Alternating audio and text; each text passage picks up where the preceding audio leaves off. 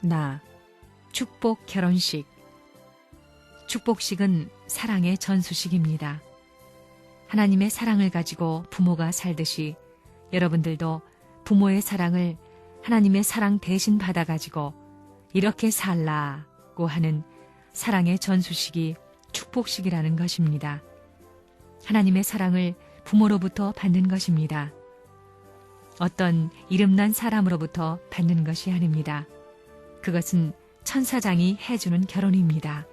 이름 있는 사람이 외짝으로 와가지고 결혼식을 해주는 것은 전부 다 천사장으로부터 받는 결혼식입니다. 결혼식이란 것은 사랑의 현현을 말하는 동시에 창조권과 주관권을 부여받는 것을 말합니다. 축복 결혼식은 단순히 남녀가 만나서 한 가정을 이루는 혼례식이 아닙니다. 지금까지의 결혼식은 자기를 중심한 것이었지만 우리의 결혼식은 하나님께 기쁨을 되돌릴 만한 내용을 가지고 역사를 탕감하는 조건으로 성스럽고 성대하게 거행돼야 합니다.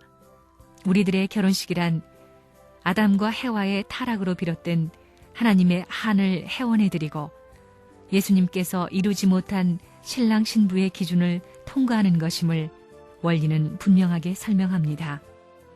주례 앞으로 걸어가는 것은 6,000년 섭리노정을 거는 것입니다. 소생, 장성, 완성을 의미하는 노정에 21사람, 12사람의 들러리를 세우는 것은 삼수를 대표하는 것입니다. 칠보를 가서 소생을 넘는 조건으로 3차 경배를 해야 합니다. 이 노정은 아담부터 지금까지의 역사 노정입니다. 특히 아담, 예수님, 재림주의 3시대의 과정인데 이 들러리 속을 거쳐 참부모님과 상봉하는 것을 의미합니다. 들러리를 세우는 것은 12지파, 24장로의 영적 기준을 세우기 위함입니다. 경배함으로써 탕감 조건을 세우는 것입니다. 참부모님은 성수를 뿌리는데 이것은 탕감복귀한 입장에 세우기 위함이요. 그 조건을 세우기 위함입니다. 또한 영계의 조상들의 터전을 넘는 조건을 세우는 것입니다. 합동 결혼식은 하나님의 새로운 가정을 찾아 내세우기 위한 것입니다. 합동 결혼식은 하나님을 그 무엇보다도 사랑할 수 있도록 하는 것입니다. 통일교회의 자랑은 합동 결혼식입니다. 더구나 같은 민족끼리 결혼하는 것보다 동서양 사람이 합해서 결혼식을 갖게 된다는 것이 자랑이 아닐 수 없습니다. 그 일은 통일교회가 아니고는 누구도 할 수 없는 것입니다.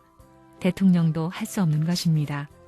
그것은 선생님이 잘나서 그런 일을 할 수 있는 것이 아니라 하나님의 힘이 작용하고 있기 때문입니다.